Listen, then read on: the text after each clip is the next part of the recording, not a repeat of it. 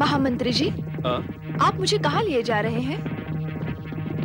मैं महाराज वज्रसेन की आज्ञा का पालन कर रहा हूँ महारानी जी। क्या है महाराज की आज्ञा? उन्होंने तो मुझे कुछ कहा ही नहीं।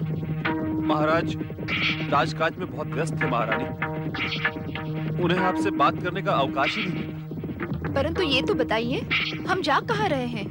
हम लोग जा रहे हैं एक महात्मा जी के पास, जो इस रोगग्रस्त शिशु को पुनः स्वस्थ कर देंगे। उनके हाथों में चमत्कार है महारानी, उनके स्पर्श मात्र से युवराज स्वस्थ हो जाएंगे। कहाँ है उन महात्मा जी का स्थान? यहाँ से दूर एकांत वन में। क्या आप कभी उनके पास पहले गए हैं? क्या उनका चमत्कार आपने स्वयं देखा है? हाँ, अरे हाँ, अब स्मरण हुआ। मैं अपने एक मित्र के साथ उनके आश्रम पर गया था। बड़ी भीड़ थी वहां, सहस्त्रों लोग उनके चमत्कार से स्वास्थ्य लाभ की आशा में एकत्र हुए थे। मेला सा लग गया था वहां। शांत हो जा मेरे पुत्र, शांत हो जा। क्या वो महात्मा जी हमारे महल में नहीं पधार सकते थे? नहीं नहीं महारानी, वे महात्मा कहीं आते जाते नहीं। उन्हें किसी प्रकार का स्वार्थ या लोभ लालच नहीं है। वे तो एकमात्र परोपकार की भावना से दूसरों का उपकार करते हैं। धन्य है वे महात्मा। महामंत्री जी, एक ये है परोपकारी महात्मा और एक है हमारे राजगुरु धूर्जटी, जो दूसरों को कष्ट देने का जैसे प्रण लिए बैठे हैं। क्या मिलता है उन्हें दूसरों को कष्ट पहुंचाने से? मेरे तो कुछ समझ में नहीं आ रहा। मैं आपकी बात से सहमत हूं महारानी जी। उनके जैसे ज्ञानी महापंडितों का काम दूसरों की सहायता करना है, दूसरों को दुख के सागर में ढकेलना नहीं। परंतु किसी के स्वभाव को तो नहीं बदला जा सकता। मानती हूँ कि मैंने अभिमान किया था, परंतु उसका दंड तो मैं पहले ही भुगत चुकी हूँ। अब वे बार बार मुझे प्रताड़ित करने की चेष्टा क्यों कर रहे हैं? इससे उन्हें क्या मिलेगा? भला हो महाराज का, उन्होंने उनका आदेश मानकर मुझे महल से बहिष्कृत नहीं किया।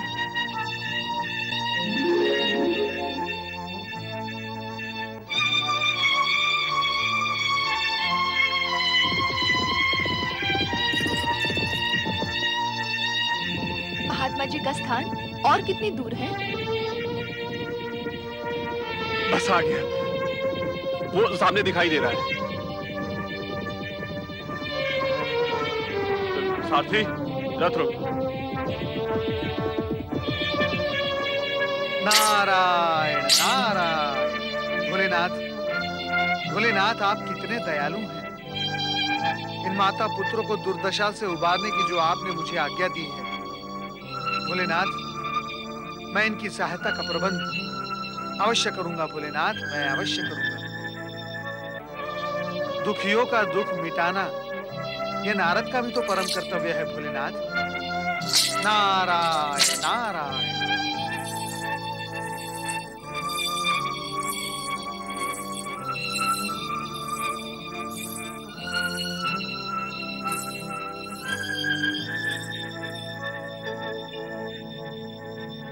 महामंत्री जी, यहाँ तो कोई आश्रम नहीं दिखाई दे रहा। ये तो वन प्रदेश का शिवालय है।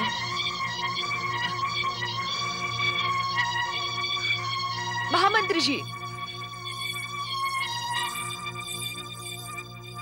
क्या बात है? कहीं हम दूसरे स्थान पर तो नहीं उतर गए? आप उस आश्रम का मार्ग बिसर तो नहीं गए? आप मौन क्यों हैं? महारानी जी, मुझे क्षमा करें। महाराज ने राजाज्ञा देकर मुझे इस धर्म संकट में ढकेल दिया। आप क्या कह रहे हैं? मेरे तो कुछ समझ में नहीं आ रहा। महारानी जी, मैंने आपसे महात्मा जी के विषय में जो कुछ कहा था वो असत्य था। असत्य था? आपको मुझसे असत्य बोलने की क्या आवश्यकता पड़ी? आपको आघात न पहुंचे इसलिए मुझे असत्य बोलना पड़ा। महात्मा जी का बहाना बनाना पड़ा। मेरी विवशता को क्षमा कर दे महारानी जी, मुझे क्षमा कर दे।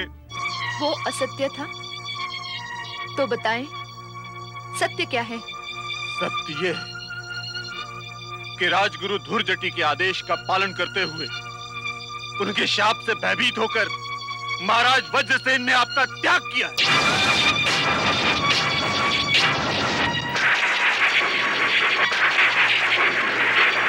अपने राज्य से आपको बहिष्कृत किया है।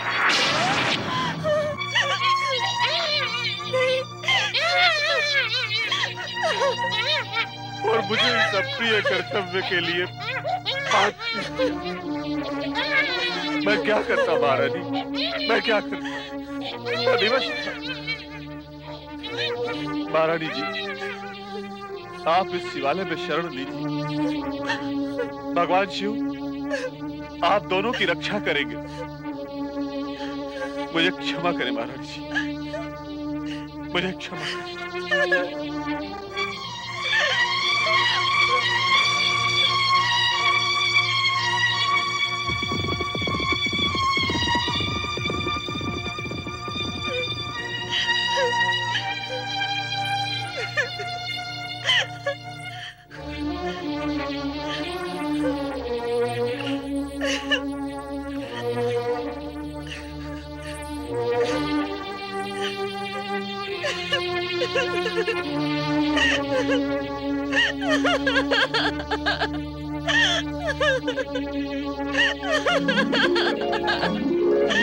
नारायण नारायण।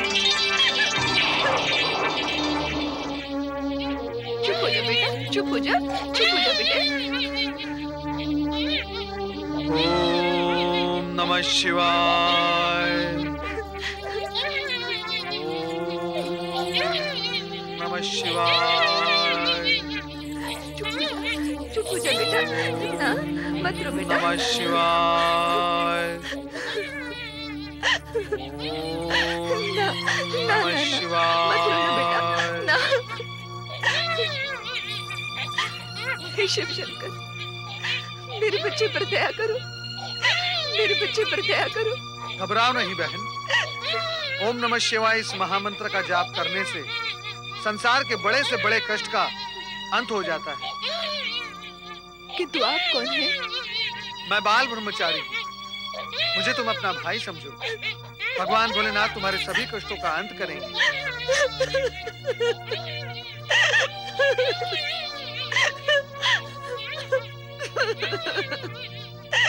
रो नहीं बहन, रोने से हृदय विदीर्ण होता है। तनिक धैर्य धारण करो और मैं जो कहता हूँ उसे ध्यान से सुनो। बहन, तुम भगवान भोलेनाथ की शरण में आई हो। अपनी सारी चिंताएं भगवान भोलेनाथ के शरण में समर्पित कर दो। ब्रह्मचारी भैया, मैं पहले भी एक बार संकट में पड़ गई थी और यही भोलेनाथ की शरण में आई थी। परंतु परंतु क्या बहन? भगवान भोलेनाथ के शरण में आने के पश्चात संकट दूर ना हो, ये हो ही नहीं सकता बहन।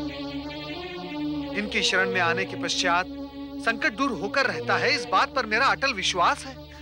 मैं अभागन भगवान शिव पर अटल विश्वास नहीं कर पाई। मैं घबरा गई थी। उस समय एक ब्राह्मणी माता ने मुझे 16 सोमवार का व्रत और शिव पार्वती की आराधना की प्रेरणा दी थी, परंतु मैंने इसे नहीं किया। लगता है इसी कारण मैं पहले से भी बड़े संकट में पड़ गई हूँ। कितना सुंदर योग है। आज भी सोमवार है। आज ही से तुम निष्ठापूर्वक 16 सोमवार का व्रत प्रारंभ करो। तुम्हारे सभी संकट दूर होकर ही रहेंगे। मैं इसी समय से 16 सोमवार का व्रत निष्ठापूर्वक करने की शपथ लेती हूँ।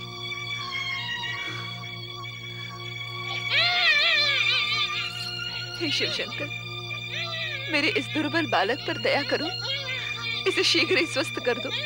बहन, क्या मैं ये पूछ सकता हूँ कि तुम कौन हो, किस संकट में पड़ गई हो? मेरी करुण कथा सुनकर क्या करोगे भैया? मेरे लिए अतीत विसार देना ही उचित होगा। हो सकता है मैं तुम्हारी कोई सहायता कर सकूं। नहीं नहीं, यदि तुम बताना उचित नहीं समझती तो रहने दो। परंतु बहन, इतना तो बताओ कि तुम्हारा नाम क्या है? सुमति। सुमति, जो कुछ दिन पहले वत्स देश की गौरवमयी राजकुमारी थी और युवराज के पद पर प्रतिष्ठित थी। युवराज? एक स्त्री युवराज कैसे हो सकती है? गर्व और अहंकार ने मुझे राजकुमारी से युवराज बना दिया था और इसी कारण आज मेरी ये दुर्दशा हुई है। मैं समझ गया बहन। युवराज का अहंकार तुम्हारे पतन का कारण बना। परंतु तुम तो इस शिशु की मां हो, अर्थात तुम विवाहित हो। तुम राजकुमारी थी तो तुम्हारा पति कोई राजा ही होगा। हाँ भैया, राजकुमारी से मैं दशारण देश की महारानी बनी, परंतु दुख साया की तरह मेरे पीछे लगा रहा और इसका कारण है राजगुरु धूर्जटी का प्रतिशोध। राजगुरु धूर्जटी? ये तो मेरे गुरु हैं। क्या तुम राजगुरु धूर्जटी के शिष्य हो? कहीं उन्होंने ही तुम्हें मेरा पीछा करने के लिए तो नहीं भेजा? सच बताना ब्रह्मचारी, ये राजगुरु धूर्जटी के प्रतिशोध का कोई प्रपंच तो नहीं? क्रोधी और मिथ्याभिमानी धूर्जटी का साथ तो मैंने पहले ही त्याग दिया है। मुझ पर विश्वास करो बहन, मैंने तुम्हें सच्चे हृदय से बहन बनाया है। भगवान भोलेनाथ की शपथ, मैं तुम्हारा ये संकट अवश्य दूर करवा दूंगा। भैया, मेरी इस दुर्दशा का कारण राजगुरु धूर्जटी ही है। मेरे पति महाराज वज्रसेन बैर भाव छोड़कर मुझसे सच्चा स्नेह करने लगे थे। मेरा दुर्भाग्य सौभाग्य में बदलने लगा था कि अचानक धूर्जटी ने आकर मेरे जीवन में विष घोल दिया। उन्होंने मेरे पति को श्राप का भय दिखाकर इस नवजात बालक के साथ मुझे राज्य से बहिष्कृत करवा दिया। मेरा ये अभागा बालक जन्म से क्षय रोगी भी है। शिव शिव शिव शिव शिव शिव शिव शिव। यदि शिव शंकर ने मेरी सहायता नहीं की तो मैं इस दुखी बालक के जीवन का अंत करके आत्महत्या कर लूंगी। इसका अर्थ तो ये हुआ कि तुम्हें अब भी मुझ पर विश्वास नहीं है। भगवान भोलेनाथ की शपथ को तुम झूठी समझती हो? नहीं भैया, ऐसी बात नहीं है, परंतु सच कहती हूँ, मैं जीवन से निराश हो गई हूँ। चिंता करने की कोई आवश्यकता नहीं है बहन। अब तुम्हारा भाई तुम्हारे साथ है। तुम आओ मेरे साथ। मैं तुम्हें एक ऐसे सच्चे शिव भक्त के पास ले जाता हूँ जहां तुम अपने इस रोगी बालक का उपचार कर सकोगी। अरे बहन, तुमने अपने इस पुत्र का नाम तो बताया ही नहीं। अभी तक तो ये अनामा है। इसका नामकरण संस्कार होने से पहले ही ये अभागा निराश्रित हो गया। अब ये भगवान भोलेनाथ की शरण में आ गया है। इसका भविष्य उज्जवल है बहन। इसकी आयु लंबी है। मैं इसका नामकरण अभी कर देता हूँ। नामकरण? हाँ, इसका नाम भद्रायु है। भद्रायु? हाँ, भद्रायु। आओ मेरे साथ।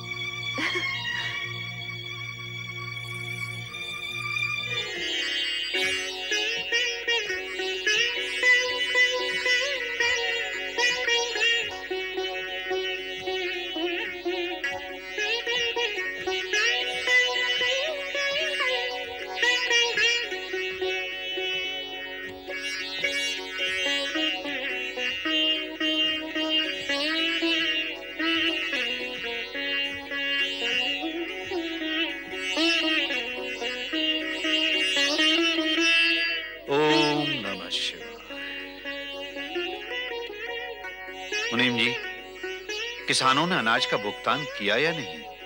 सेठ जी, हमारे किसान सच्चे और प्रामाणिक हैं।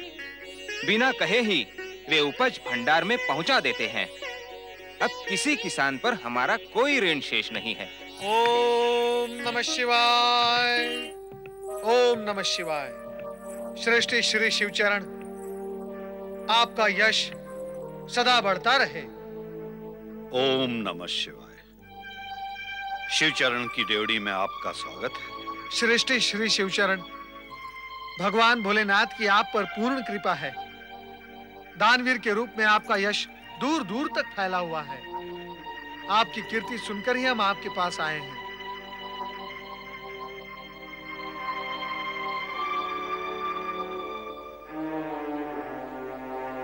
आप? मैं ब्रह्मचारी शिवनंदन, और यह है मेरी दुखियारी बहन सुमति।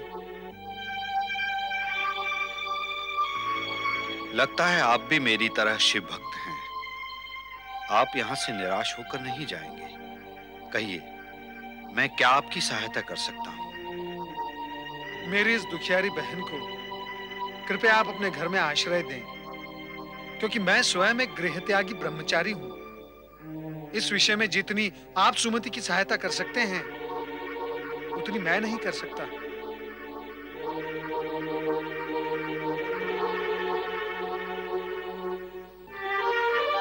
क्या बात है श्रेष्ठीवर? इतने बड़े दानवीर होने के पश्चात भी क्या आप एक निराश्रित को आश्रय नहीं दे सकते? सामाजिक नीति नियमों के अनुसार मैं किसी भी पराई स्त्री को अपने घर में आश्रय नहीं दे सकता ब्रह्मचारी जी। आप इनकी रहने की व्यवस्था कहीं और कर दीजिए। मैं अन्य किसी भी प्रकार की सहायता के लिए तत्पर हूं। मेरी कठिनाई आप समझ सकते हैं। श्रेष्ठी, आप हमारी आशाओं पर इस प्रकार घात कर इस बेचारी को दुख के सागर में न धकेलें। ये बेचारी तो आपके घर के किसी भी कोने में पड़ी रहेगी। मेरी भी कोई सामाजिक प्रतिष्ठा है ब्रह्मचारी जी, और उस प्रतिष्ठा के विरुद्ध मैं कोई भी कार्य नहीं कर सकता। और यदि मैं ऐसा करता हूं तो अन्य किसी की भी सहायता करने की स्थिति में मैं नहीं रह पाऊंगा। क्षमा कीजिए, क्षमा कीजिए। मैं इस कार्य में आपकी सहायता नहीं कर सकता। चलो सुमति बहन, एक शिवभक्त ही दूसरे शिवभक्त की सहायता करने के लिए तैयार नहीं है, तो समझ लो तुम्हारा दुर्भाग्य बहुत कठोर है। ओम नमः शिवाय। एक उपाय है ब्रह्मचारी जी।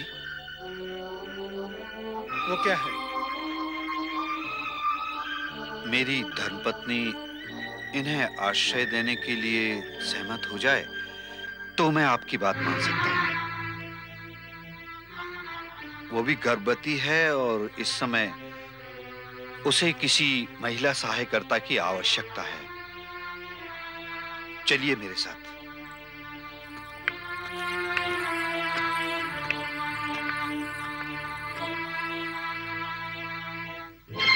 क्या कहते हैं मुनीम जी, हमारे सेठानी जी इस महिला को आश्रय देंगी? कदापि नहीं। क्या सेठानी जी की स्वभाव को तुम नहीं जानते? अरे भगवान, सुन रही हो? तनिक यहाँ तो आओ। क्या बात है?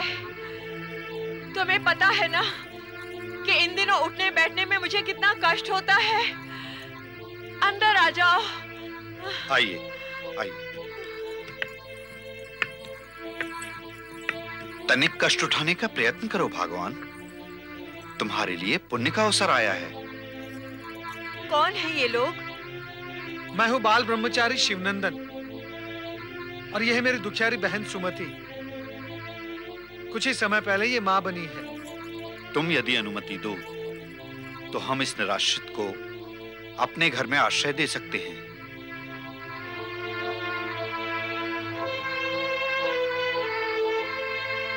निराश्रिता? मुखमंडल से तो ये कोई राजरानी दिखती है। इसे आश्रय की क्या आवश्यकता है? आपका अनुमान सत्य है श्रीमंतिनी जी। परंतु भाग्य ने मेरे और मेरे बच्चे के साथ बहुत क्रूर खेल खेला है। एक राजरानी एक भिखारन बनकर रह गई। यदि आप मेरी व्यथा कथा सुनेंगी तो आपको मेरी बात पर अवश्य विश्वास हो जाएगा। ना मेरे लाल, चुप हो जा। मैंने ब्रह्मचारी जी को स्पष्ट रूप से बता दिया है, यदि हमारी श्रीमती जी अनुमति देंगी तो ही हम इन्हें अपने घर में आश्रय दे सकते हैं। आप इस दुखियारी को आश्रय न देने का पाप मेरे सिर मरना चाहते हैं? सुमति बहन,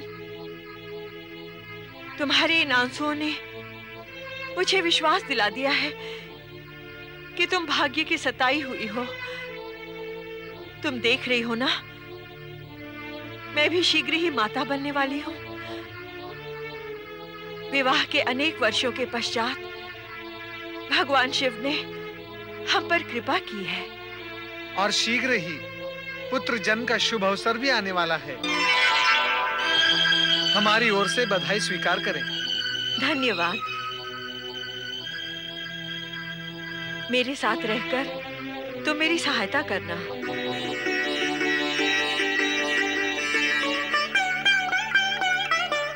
जानते हैं ब्रह्मचारी जी, हम पर भगवान शिव की कृपा 16 सोमवार का व्रत करने के पश्चात ही हुई है। हम दोनों ने भी व्रत रखा था।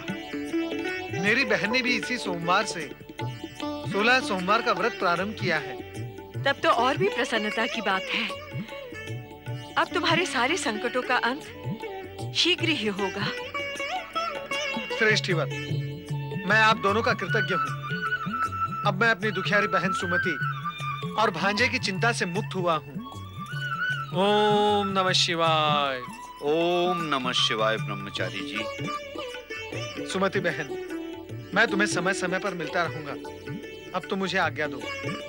भैया, तुमने मुझ पर और मेरे बच्चे पर बहुत बड़ा उपकार किया है। मैं ये उपकार जीवन भर नहीं भूल पाऊंगी। नहीं बहन, नहीं। ये उपकार तो भगवान भोलेनाथ के हैं। वे यदि मुझे तुम्हारे पास नहीं भेजते समय पर तो मैं क्या कर सकता था। ओम नमः शिवाय। ओम नमः शिवाय। सुमति बहन, अब तुम निश्चिंत हो जाओ। आओ बहन।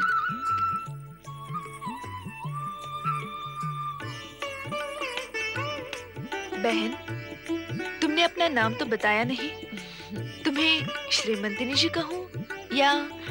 श्रेष्ठीवर ने धन प्राप्ति की आशा में मेरा नाम धनश्री रख दिया, परंतु मेरा पुराना नाम पार्वती है। पार्वती? शिव पार्वती पर आस्था रखने वाला हर संकट से उबर जाता है। पूरी निष्ठा से 16 सोमवार व्रत करने की शपथ ले, तेरा कल्याण होगा। बहन, मैंने उन ब्राह्मणी माता के कहने पर 16 सोमवार का व्रत तो प्रारंभ कर लिया, परंतु मुझे उसके विधि विधान के बारे में कोई ज्ञान नहीं है। मैं चाहती हूँ कि विधि पूर्वक पूजा करके 16 सोमवार का व्रत रखूं। 16 सोमवार का व्रत देवसेनी एकादशी के पश्चात प्रथम सोमवार से प्रारंभ होकर देव प्रबोधिनी एकादशी तक पूर्ण होता है। बहन, हमारे कुल पुरोहित जी तुम्हें शिव के मंदिर ले जाकर विधिवत इस व्रत की पूजा करवाएंगे। पुत्री सुमति, 16 सोमवार का व्रत अति पुण्यमान तथा फलदायक होता है। इससे भगवान शिव तथा माता पार्वती प्रसन्न होते हैं। माता पार्वती की कृपा से मैंने ऐसा ही किया है। उस सोमवार को प्रातः से पहले ब्रह्म मुहूर्त में उठकर प्रसन्न चित्त होकर तन मन की शुद्धि करके भगवान शिव के मंदिर में जाना पड़ता है। उस दिन कलह व कुवचनों से बचना भी अनिवार्य है। इस जनेऊ के समान पीले सूत के डोरे में 4 ग्रंथि लगाकर गले में पहनना चाहिए। ये डोरा व्रत के पूर्ण होने तक पहनना होगा। बोलो ओम नमः शिवाय।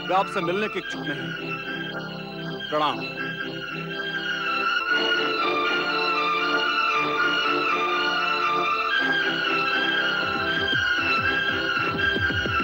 सुदंत, तुम और वज्रसेन दोनों मेरे क्रोध के प्रकोप से बच नहीं सकते। शांत हो जाए गुरुदेव, शांत हो जाए। कृपया आप व्यर्थ क्रोध ना करें। इससे आपकी तपस्या और आराधना का पुण्य नष्ट हो जाएगा। मेरे शिष्य होकर तुम मुझे ही उपदेश दे रहे हो। पहले यह बताओ कि मेरी आज्ञा के बिना तुम कहां अदृश्य हो गए थे? यह बताना मैं आवश्यक नहीं समझता महापंडित धूर्चटी। मैंने सोचा था आपका शिष्य बनकर मैं आपसे कुछ प्राप्त कर सकूंगा, परंतु आपने तो मेरे मन की शांति भी छीन ली। क्या प्रलाप कर रहे हो तुम?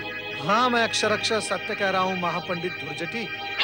जो गुरु शिव भक्ति से प्राप्त सिद्धि के नाम पर निर्दोष को निराश्रित बना दे, ऐसे गुरु का शिष्य बनकर मुझे दुर्गति को प्राप्त नहीं करना है। यदि आपको भी दुर्गति प्राप्त नहीं करनी है तो क्रोध, अपमान और प्रतिशोध की भावना को अपने हृदय से निकाल दें। इससे आपका कोई भी कार्य सिद्ध नहीं होगा। मैं कहता हूँ ये प्रलाप बंद करो। ये प्रलाप नहीं, कटु सत्य है जो मैं आज आपको सुनाकर ही रहूंगा। आपका शिष्य होने के नाते मैंने सुमति की सहायता की आपके पाप का प्रायश्चित करने के लिए। सुमति को समाप्त करने के लिए आपने अपना कोई भी प्रपंच शेष नहीं छोड़ा। अब भी समय है महापंडित, दूसरों का बुरा सोचना छोड़ दें, अन्यथा भगवान भोलेनाथ का कोप आप पर बरस पड़ेगा। लगता है तू बड़ा ही धृष्ट और कृतघ्न शिष्य है, और आज तेरी मृत्यु मेरे ही हाथों लिखी। नारायण नारायण। तुम आप? हाँ, स्वयं भगवान भोलेनाथ ने मुझे यहाँ आपका शिष्य बनने के लिए भेजा था, आपकी शिव भक्ति की थाह लेने के लिए। परंतु आपकी शिव भक्ति सत्वहीन निकली। भगवान भोलेनाथ आपकी रक्षा करें। नारायण नारायण।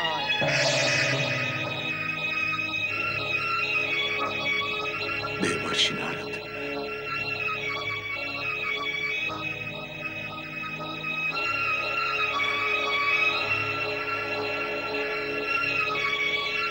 हे शिव शंकर,